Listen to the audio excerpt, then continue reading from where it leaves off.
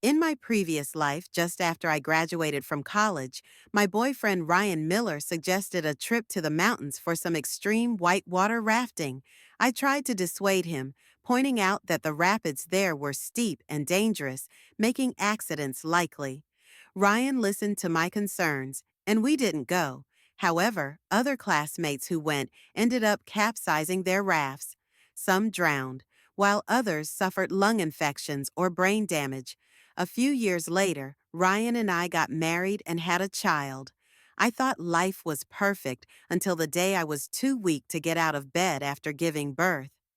Ryan dragged me to the bathroom and forced my head into the toilet bowl, suffocating me. His last words to me were filled with hatred. If it weren't for you stopping me back then, she wouldn't have died.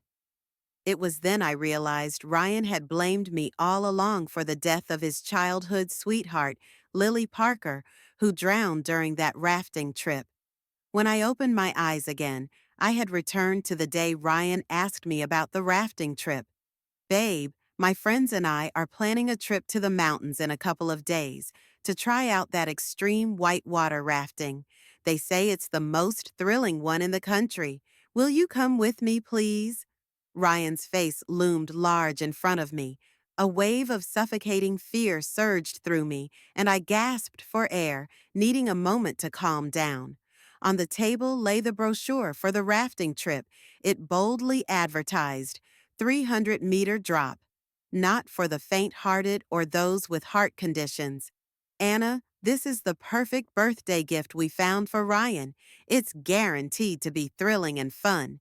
Besides, Ryan loves adventure. You wouldn't let his birthday be disappointing, would you? Lily said, batting her eyes as if trying to brainwash me. She even threw a flirtatious glance at Ryan, who returned it, their gazes full of unspoken intimacy. In my previous life, I had naively believed their relationship was purely platonic childhood friendship. But now, I clenched my hands tightly, forcing myself to remain calm. Back then, both of them had eagerly pushed me to join the rafting trip. I refused, citing the risks, the steep drop, the likelihood of capsizing, and the poor management of the new attraction. I warned them that in the mountains, rescue might not arrive in time if something went wrong. Lily's face darkened immediately. What are you trying to say, Anna? If you don't want to go, fine. But we put so much thought into planning this for Ryan, and now you're just dismissing it. Even Ryan seemed displeased. Anna, Lily is my best friend. She'd never put me in harm's way. I ignored Ryan's instinctive defense of Lily and apologized to her. Then I dragged Ryan out of the restaurant, leaving Lily behind, muttering, "Coward, if you won't go, I'll go myself." Back in our apartment, I compiled news reports about rafting accidents and sent them to Ryan. Though reluctant, he eventually decided against going after reading about fatalities caused by rafting. As predicted, disaster struck on the day Lily and her group went rafting. Their raft capsized, and rescue workers, distracted by smoking in the woods, didn't arrive in time.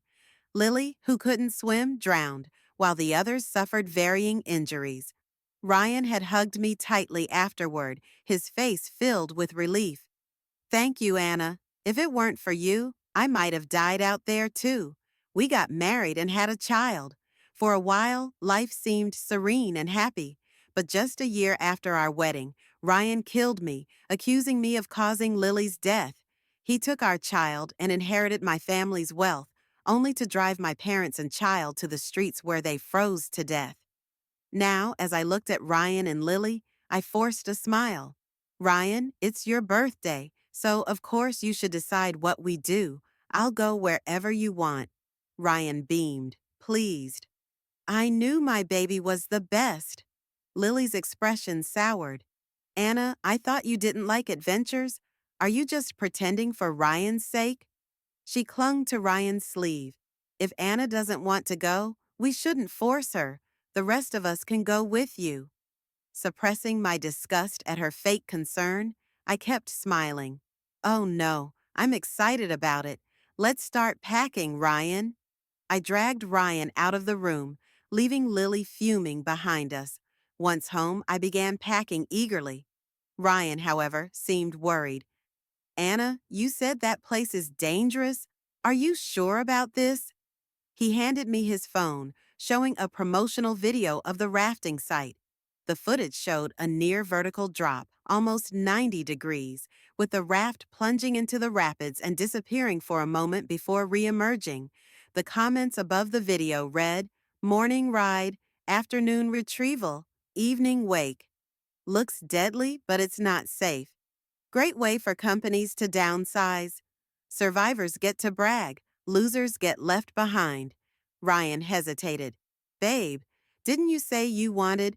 Deeply, though, I couldn't see clearly.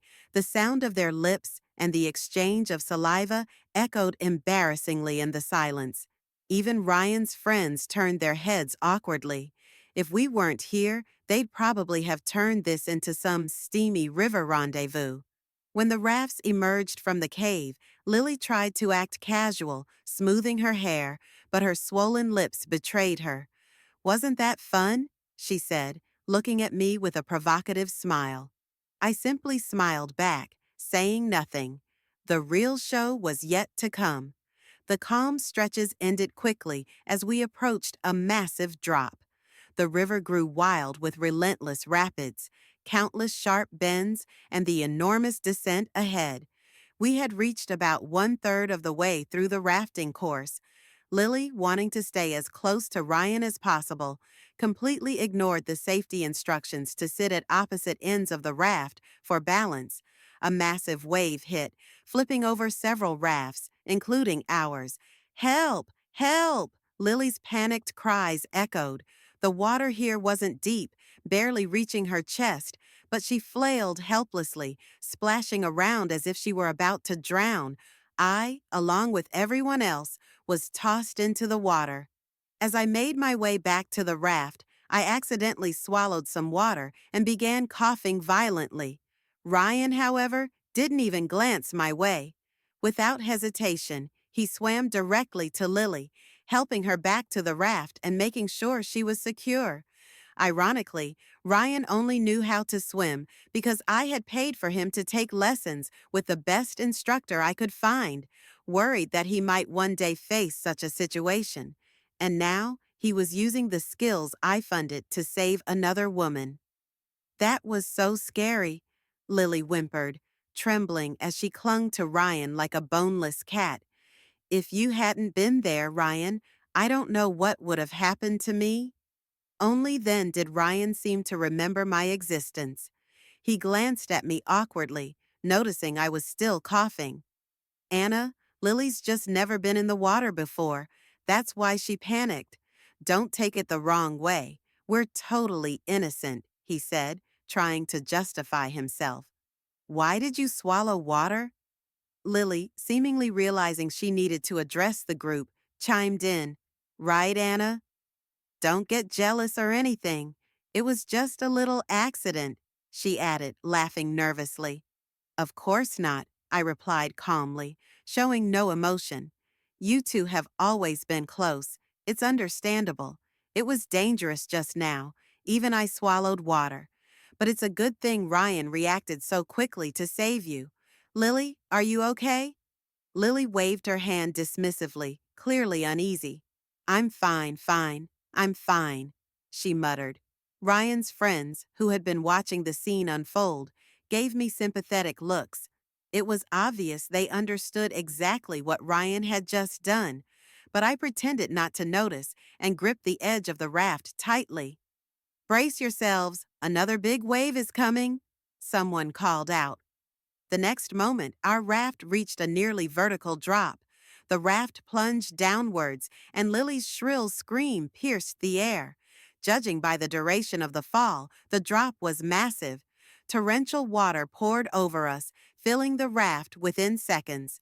Before we could bail out the water, the powerful current pushed the raft toward a jagged cliffside. With a deafening crash, Lily and Ryan were both hurled out of their raft due to the force of the impact. My group was slightly luckier. Our raft collided with theirs, absorbing some of the impact. While we were flipped into the water, we weren't thrown out as violently. Lily and Ryan weren't so fortunate. The current flung them to the opposite side of the river.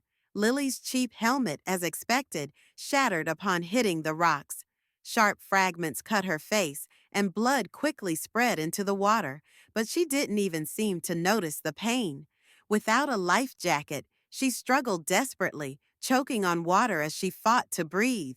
Ryan clung to a rock with one hand while grabbing Lily with the other. He screamed at the top of his lungs, "Help! Somebody help us!" Just like in my previous life, the rescue team was nowhere to be found. They must have taken a break. It wasn't a weekend, and there weren't many visitors today. While Ryan and Lily were closest to us, no one had the time or ability to help them. Everyone was focused on saving themselves. I was thrown against a rock. Fortunately, the protective gear I purchased, my elbow and knee pads, prevented any injuries. After assessing the situation, I instructed the others to take deep breaths, let their bodies float naturally, and hold their heads to protect themselves as they followed the current downstream to a calmer area. As we drifted with the current, I saw Ryan exerting every ounce of his strength to pull Lily toward him. In a selfless move, or perhaps a foolish one, he took off his own life jacket and helmet and handed them to her. I glanced at them briefly, my expression unworried.